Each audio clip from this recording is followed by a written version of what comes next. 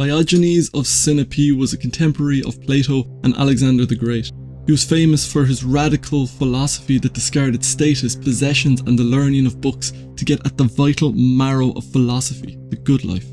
He was famous for living his philosophy in all its simplicity and its coarseness. He didn't care for the search for the truth, but for living it. This meant walking barefoot in the snow in winter, living in an urn, and of course masturbating in public. In this episode we're going to explore the living philosophy of the eternally fascinating and entertaining cynic, Diogenes.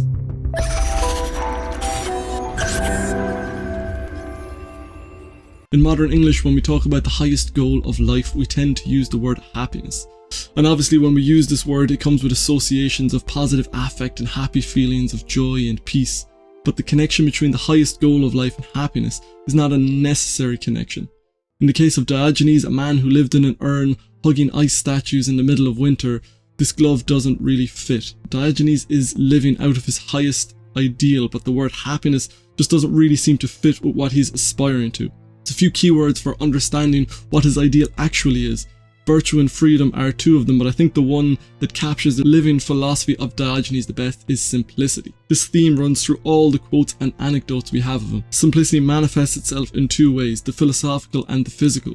The two are inherently intertwined. For Diogenes, living the good life is easy. You just strip away all the bullshit. You cut away anything that is unnecessary. He applied this to every single aspect of his life. When he first came to Athens, he took up residence in an upturned wine cask in the agora, the marketplace of Athens. He shunned all possessions, status and wealth and strived to live to the utmost simplicity. His possessions amounted to a cloak, a walking stick, a cup and a wallet to store food in him, and one day when he saw a boy drinking water from his hands, he threw away the cup, saying the boy had outdone him in simplicity. The simplicity of living demanded a strong dose of self-control from Diogenes. He would train his body to put up with the elements. In winter he could be found hugging icy statues and walking barefoot in the snow, and in summer you could see him rolling in hot sands. He was determined to be free not just of society's demands on him, but of his body's demands on his soul. This simplicity applied not only to his material circumstances, but to his intellectual philosophy. He took simplicity to an extreme, and that is why Plato's jibe that he is a Socrates gone mad is so on point. We still have a lot of quotes and examples of his disdain for intellectual pageantry. He said that mathematicians kept their eyes fixed on the sun and moon and overlooked what was under their feet.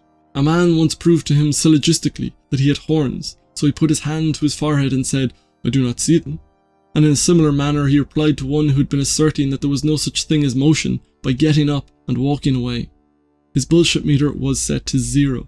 All this puffed up intellectualism went the same way as his old cup. The Cynic school of Diogenes, and the word cynic, by the way, comes from Diogenes and this school of philosophy, and cynic actually translate as dog in Greek, and it's because of this living like a dog, living in the streets, living this base, crass, natural kind of life, so they were called the cynics, the dogs. And yeah, this Cynic school of Diogenes was the bridge between Socrates and Stoicism. The only thing that mattered to Diogenes was virtue. We see this again and again in the quotes we have from him. One of his frequent sayings was that men contended with one another in punching and kicking, but that no one showed any emulation in the pursuit of virtue. That the musicians fitted the strings to the lyre properly, but left all the habits of their soul ill-arranged. That orators were anxious to speak justly, but not at all about acting so.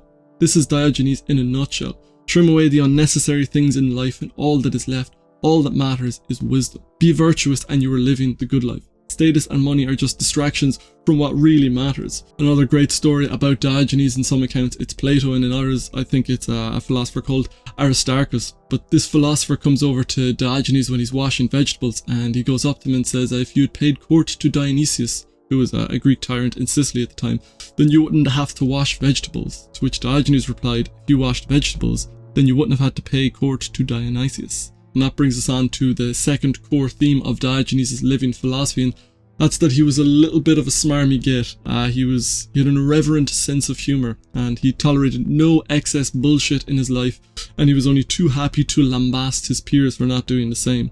And like Socrates, he was the gadfly of Athens. My favourite story of Diogenes is the story of the lantern, which you can see repeated in some way in Nietzsche's Thus Spoke Zarathustra.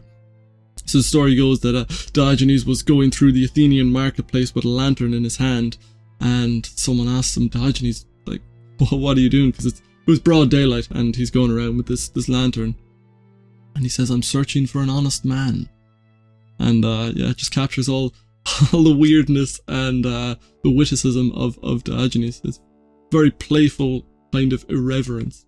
Another story from that time where Plato had come up with this definition of man as the featherless biped, and it was generally well received, but Diogenes, being the original troll that he was, he plucked a chicken, went over to Plato's academy, and threw it into one of the classrooms, saying, "Here's your man for you, Plato." And one of the historians, Diogenes Laertius, records that Plato was forced to add with broad, flat nails to his definition. This part of Diogenes' living philosophy runs through most of the stories we have about him. He was aggressively sovereign and had no time for walking around on eggshells of etiquette. The thing I admire about this irreverence is that it was totally egalitarian.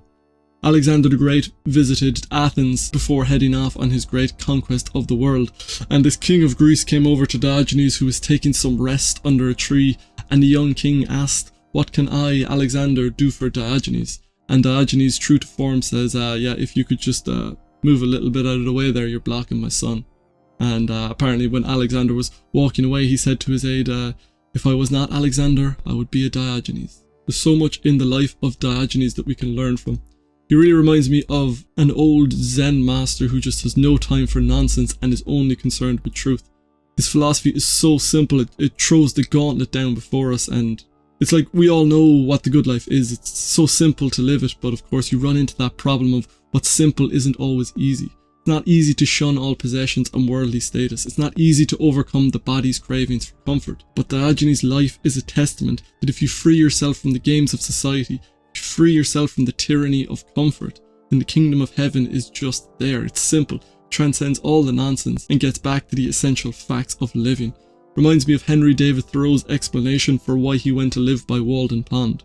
"I went to the woods because I wished to live deliberately, to front only the essential facts of life, and see if I could learn what it had to teach, and not, when it came to die, discover that I had not lived." That's everything that I wanted to cover on this episode of The Living Philosophy. If you've enjoyed it, please subscribe if you haven't already, and I'd love to hear from you down in the comments if you have any thoughts, insights or feedback, and otherwise I shall see you next time. Thank you for watching.